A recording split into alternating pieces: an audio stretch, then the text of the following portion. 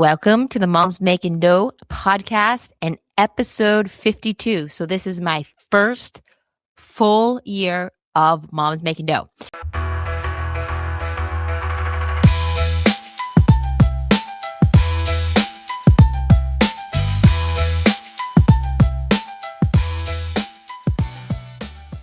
I'm so excited to have you guys here today, and I'm going to go over 5 lessons that I said applied to life, but also could apply to your money, even into your parenting, and just your personal evolution as a human. So first off, I should kick it off with that. A reminder, if you're new here, that this podcast was like something I had talked about for 15 years, like legit, like from the start of like the very early days of podcasting. It was like I was always really intrigued by it. At that point in my life, I was doing a lot of speaking. Social was nowhere what it is today in terms of the platform it is today for sharing and a message. And so I wanted to just kind of dive in and like recap on this last year. What has this podcast like brought up in me, and what has it taught me, not only about podcasting, but like money and motherhood in the last year. And it's so special because, like I said, this podcast was like really, it has become so much more than I anticipated in terms of an outlet, creative outlet for me, connected outlet. Like I've connected with so many amazing women. And it didn't just, like I said, teach me about money. It didn't teach me just about motherhood. It didn't teach me just about leadership. It taught me and has reflected back to me what is really important to me in my life right now. And I think it's really resonated with other people that are in that same boat. So that's why I wanted to do this episode today. Lesson number 1, diving right in. Perfection is the enemy of impact. I've since refined this because I've talked about this in so many episodes, just about how like my perfectionism and my recovering from my perfectionism. It's always a work in progress. But the biggest thing is that I almost didn't start this podcast because of perfectionism. And one of the things that I was perfectionistic about is like, I always, as a serial entrepreneur, I'm always like asking, like, what is the purpose of this project? What is my, like, if I'm going to put money in it, what is that? Like, what is my return on interest going to be, or a return on investment going to be? Which is a really, really good question to ask as a CEO of a company, but not necessarily the best question to ask when it comes to just like refining, like doing something for pure pleasure, pure joy, creativity, and most of all, just like passion, like something that like this platform has been something where I've just been able to share like what's on my mind, what's going on in my life, and hoping that it resonates with some of my listeners. And from the feedback I got, it really has. So if you are been one of my loyal listeners, thank you for being here.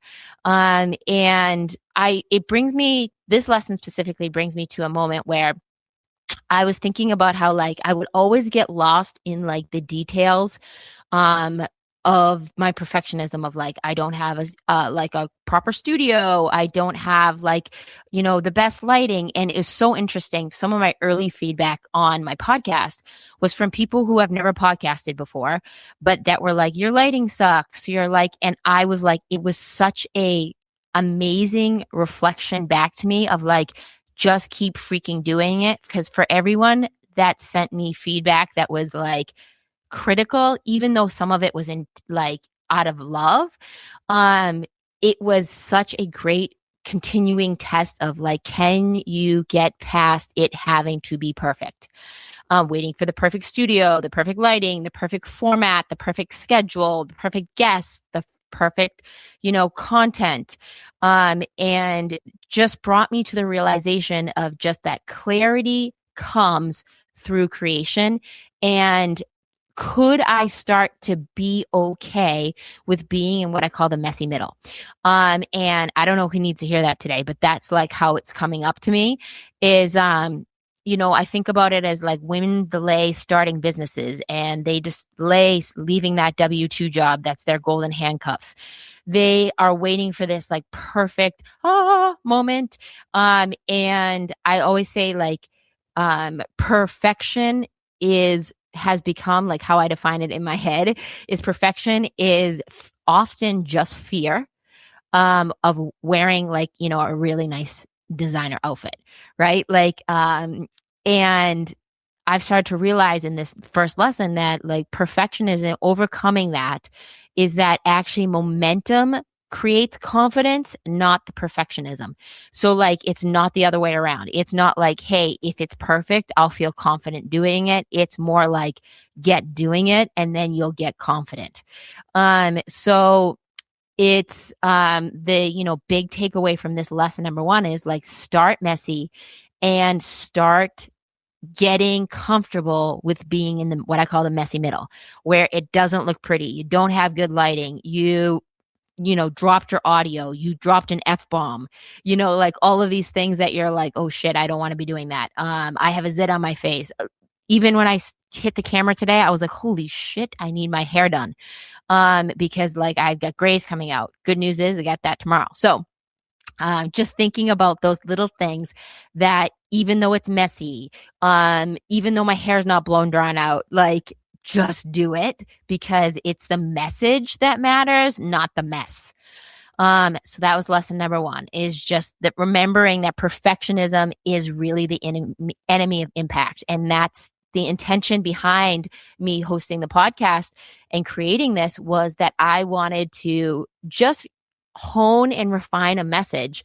But I can't hone and refine a message and create influence and impact if I'm not freaking doing step number one, which is actually doing the thing that I say will create that influence and impact. Lesson number two, by far, one of the most reoccurring themes you'll hear across many, many of my episodes, something that I am always and all of us are continually working on embracing. Your time is your most valuable currency. Nothing will point this out quicker than becoming a mom, in my opinion. This lesson really connects to like I just talked about it in last episode after going to Alex Hermosi's scaling workshop of the fact that like the time audit, right? Like, are you auditing your time? And I've talked about that way before. I talked about it on that last episode, but it just really, really got reinvigorated in me. Because podcasting forced me to examine like, how am I going to get this on my schedule? How much time do I need to prepare? What does it take to edit and produce? How can I content batch? Who can I hire to support to help me do some of these things that I get lost in or I don't complete because I get distracted on? And all these questions that I'm just going through are like all things that have also could have prevented me from starting, but it also creates another stressor that just doesn't need to be there. So doing the time audit and being realistic of like even my production of the podcast, what does that entail? Now, most people, they think, oh, it must be you write an outline and you hit record and you're done. No, that is not the case. I wish it was, but it's not. But I have got it down to a much more simpler time, like and use my time more effectively with doing the podcast. And it's also made me look even more closely at other things I'm doing in my day-to-day, not just for my business time, but for my family time of like, hey, where am I losing time that I can't get back that I need to either delete, delegate, or actually what's, things that I actually need to be doing because it's highest and best use of my time. And remembering that in part of this lesson, one of the huge takeaways for me is that like not everything deserves your time. And one of the biggest things that a lot of us have, a lot of you might have heard me talk about is what I call the transition tax. And this is even more specific when you are a mom, because it's like when you're a mom, especially when you're a mom of like different ages, like if you're a mom of a teenager, this is going to look different. If you're a mom of a toddler, going to look different. If your kids don't live at home, you're still a mom. You're a mom for life. But when you're a mom and you're an entrepreneur or a career person, every minute has a cost, right? So like the more you are in your business putting out fires and not scaling your team, the more you're missing the soccer game, the more you're missing the, prom dress shopping, the more you're missing the, even the FaceTime while your kid's at college in their dorm, right? The more you're missing that moment after school when your daughter or your son just wants to play with and connect with you, but you're still in a completion cycle of all of the things you need to do because you didn't get it done in the time you had to get it done. So every minute has a cost. And if you do not be ninja about designing how you are spending your time, especially when you have a family, your business will consume it and your family will ultimately pay the price. So just like a couple things that really stand out on this one specific lesson is just really practical sometimes to a fault, is block scheduling. Like I go over this with all of my coaching clients, is that like the number one system you have is your schedule. It all starts there and it all comes back to there, is like, how are you scheduling your time? I have found recently this year is like, I need to have a little bit more leeway in my blocks. So for example, in my old schedule, I would have like 3-hour blocks of time to do, certain things. And now I'm finding that on a good day, like I need to block a little bit differently where I have a 4-hour window, because sometimes it takes me a little bit of buffer to go from that transition, that what we call the transition tax, when I'm going from like one method of thinking to another. For example, this morning, Wednesday is usually my, I'm recording on a Wednesday today, is usually like my financial block, where I do a lot of task oriented. I meet with my bookkeeper, I check in with my CPA, all of that kind of stuff. And this morning I found myself like one of the things I had to do is I had to make sure I got that block done of the financials before I could sit with the podcast, because then that transition from financial and task management to then actually the creative, that is not a typical transition I would have on a Wednesday. Typically I record earlier in the week, but things that came up pushed this recording off. So I had to really look at like, how did I block schedule this day today, knowing I was going to have possibly a transition tax? Batching work. One day is a marketing day, one day is a financial day, one day is an in-office day. And really protecting the family time that matters and reverse engineering from it. So, like for example, I have my daughter this afternoon. I need to make sure I'm complete on all of these things, because once she's with me, I want to be 100% present with her and do what she wants to do. And so she feels it's connected, not chaotic. So choosing being ninja about my schedule allows me to then be ninja about like coming from a place of calm instead of chaos. And remembering that lesson number 2 is your time is and always will be your most valuable currency. So make sure that you got it in check. And again, reminder, like if you don't design your time, your business or your personal life will just consume it. So you get to be at by design or default in this category. Lesson number 3, money problems are almost never about money. They are much more about mindset behind money. I've talked about this so many times in so many different ways on all these episodes in the last year. And number 1 is just like identifying the transition from scarcity mindset and the things that need to happen to move you more into an abundant one. Number 1, language around money. Like this is something I've talked more recently in a couple episodes, but like is a recurring theme. Also concepts about worthiness. And when I talk about worthiness, valuing performance and productivity over presence with the people that matter most. And this is not just worthiness of like confidence. This is worthiness on so many different levels. And it's something that I find most women struggle with in some capacity, and need to build awareness around. So that you start to get tools that help you build that around that. My favorite saying here that's coming up for me right now is like willingness is worthiness. And just the willingness to take a look through a different lens at how you're operating, and the language you're using around money is the number one step towards changing and making a shift in some of your money mindset. And then also too, something else that, again, belief systems behind money, stories we have, experiences we've had, trauma we've had around money. Also, I like to think a little bit about this one is like the fear of being seen comes up a lot when it comes up to even money and not being like vulnerable and open with it, when that's the number one thing that can get you some support, is if you can actually tell the truth about where you are at. And knowing that money and our mindset behind it is always going to ebb and flow. There's going to be times where even as an abundant thinker, you dip back into the scarcity pool.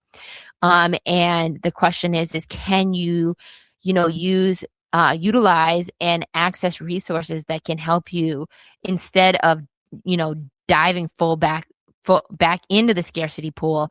Can you actually just, dip your toe and then be out of it, right? Be like, ooh, that water's too cold. I'm not going swimming in it. Instead of diving in and slowly drowning in it. Becoming hypothermic, I guess I should say. And then also too, biggest problem I would say around money too, that I see a lot of women, myself included, have faced at times is just like being really proactive about like your pricing. And that's something that I've talked about on several episodes, but it's something that I think I wouldn't be okay with leaving out of this lesson, is that a lot of people are like, oh, my cash flow sucks or it's inconsistent. And they think that it's because of their pricing, which does have an element, but there's also the mindset behind the pricing challenges or the, asking for the sale and all of that really is behind that. And what podcasting this year has really revealed in this specific lesson is very something interesting to me, which is like, we are certainly not living in a world where listeners are struggling with access to information, especially financial information. Like, oh, like you should be doing this and buy this money program and this. We're really struggling. We're inundated with information, but we're struggling with the beliefs behind it. So really looking at lesson number 3 of money problems are almost never about money, and starting to dial down of like, there's something in my mindset. What are the things that I need to do? And I'll give you some example patterns that like I hear, like, I'm bad with money. Money's hard for me to make right now. It's really expensive to live in the place I live. I'm not ready yet to go into business. Things like this that like just really, or the kiss of death, I call this one. My CPA handles all of that. But yet you don't even know what your CPA is doing until you come tax time and you get your tax bill. The biggest financial breakthroughs are going to happen when beliefs change before your numbers ever can. Right? So this is going to tie back into the framework of Moms Making Dough, which is we start with the foundation being mindset.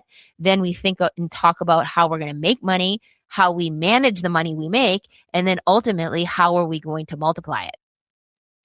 Next lesson is consistency beats intensity every time. Now, this is a lesson that I have had to have hammered in my head time and time again. Because I am a person who, when I am hyper-focused and embracing the superpowers of my ADHD, I am intense. I do love to do things intensely. I frankly know that there are some people that I have scared away with my intensity at times, men and women alike. But this has become a reoccurring theme because one of the things that I've struggled more with being intense is consistency at times. And podcasting this year has been forced consistency, especially because I have people that help me with like my social and some of the editing and all of that kind of stuff. So they're holding me accountable to getting my podcast done. It is not always done on time. I can tell you that 100%. Again, side note of the not so much benefits of the ADHD. But can I look at this forced consistency in a really positive way where I can have it help me get over, hey, it's not the perfect episode, or hey, I got to re-record that, or hey, don't share that on social because I did not like how that came out or what I said. It's not aiming for followers and viral posts. It's not aiming for this polished production, like I said in lesson number 1, but simply committing to showing up every week. And if you committed to showing up in your business and in your life and in your family on a more consistent basis, especially doing the things that really matter most, you would be shocked at how much your life would change in even just a month or even just a few weeks. Wealth is built the same way, is showing up every week, even when some weeks suck, right? Small actions repeated and the right action repeated. And this could come down and apply to how you save, how you invest, how you learn.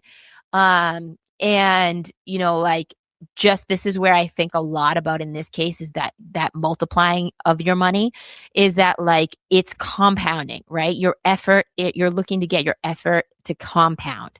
And how do you get consistency to compound? You show up every week, and in that showing up, you don't just show up because you're there and you're just not a body in a seat. You're actually doing an action or a behavior that's going to build and compound because you know it's the best use of your time to do at that given moment when you show up. It's not just the action of showing up. That's a half truth, right? And I love the saying here. I know I've said this one so many times, but it's one that's so concise and works, is that like remembering that small hinges swing big doors. So it doesn't need to be a massive action. It's actually easier to take more consistent, smaller actions than it is one massive thing, right? It is easier to look at your marketing every week than it is to look at the end of the quarter and have this huge, massive task. So why did my lead flow suck this month? Or why did my conversion rate suck this month? While you're in the process. And I guess we should also, while we're at it, tie this one to motherhood, because this has been something that's really been coming up for me a lot lately, is that like remembering that kids don't remember perfect days. Like they don't anticipate nor expect perfect days, which is kind of ironic because it's like I realized, like I said in lesson number 1, that from the beginning, like there's a lot of days that I'm like, let's make this day perfect. And I'm like, man, that's bullshit. Like that is such a bullshit thing I'm aiming for because it's really not attainable. But kids don't remember the perfect days either, as much as they remember the consistency in your presence. So when we come down to lesson number 4 is that consistency trumps intensity every time. And then lesson number 5, you can build a business that supports your life. It is not the other way around. It is not, let's build a business and then work my life around it. Decades ago, I think a lot of people when they're first starting, that's kind of a common mindset, but it's also a mindset that's very, very scarcity driven, number 1, and limiting. This is really the heart of like what I love to talk about. Podcasting has only reinforced my mission here of like that you can build a business you love, you can build it on your own terms, and you can be paid and very profitable by doing so. And when I say paid and profitable, I don't mean just from a financial perspective. Obviously, that's what most people measure, but I mean much more so from a purpose and a presence perspective. So the 3 Ps, everyone that listens to this probably also knows I love alliteration. So I love the 3 Ps: profit, purpose, and presence. Those are the three things that are behind what I think every working mom is really chasing on a really, really intrinsic level. Um, and my goal was like with this show and with my brand in general is to help moms stop choosing between either or, that they could have a business and be a mom, that you can have a business and have freedom, that you can have, make a shit ton of money and still be present with your family, and not have to sacrifice and work these insane hours to do so. This is really where like you're helping moms choose between money and motherhood and just in freedom and saying, or even their marriage.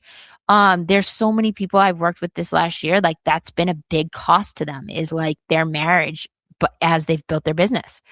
And you do not have to run yourself into the ground to succeed, especially with, oh my God, all the new tools and resources that are coming out as technology advances with AI. And the premise here on this lesson, just really that I wanted everybody to embrace was a business should buy back your time, not steal it from you.